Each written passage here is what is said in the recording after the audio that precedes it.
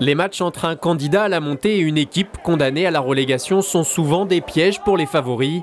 Et face à Bonneuil, le Sky Rugby est tombé dans la tenaille. Pourtant, tout avait bien démarré pour les joueurs de Guillaume Payen qui avaient ouvert le score sur un essai collectif des avants. Mais alors que le Sky maîtrise plutôt bien son sujet, le tournant du match arrive peu avant la mi-temps. Coupable d'une faute d'anti-jeu volontaire, le deuxième ligne de Bonneuil écope logiquement d'un carton jaune qui se transforme en rouge pour contestation. Les joueurs du Val-de-Marne vont devoir jouer plus de la moitié du match à 14 contre 15. Et c'est à partir de cette expulsion que le Sky Rugby va entrer dans un faux rythme, multipliant les fautes de main et les imprécisions. Les Saint-Quentinois se font peur et voient revenir Bonneuil au score même à 13 contre 15.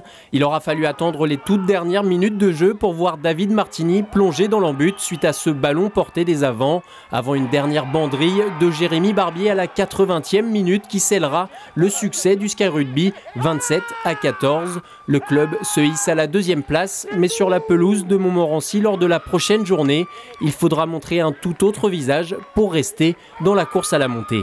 Je ne sais pas pourquoi, parce qu'il y a plus d'espace, eux qui sont à 14 pendant plus d'une mi-temps, et même quand ils sont à 13, on n'arrive pas à enchaîner, on fait à nouveau des passes quand il faut garer le ballon, on fait des mauvaises passes, des mauvaises réceptions, et plein d'erreurs techniques, qui fait qu'au final, les erreurs techniques font qu'on n'arrive pas à scorer, jamais.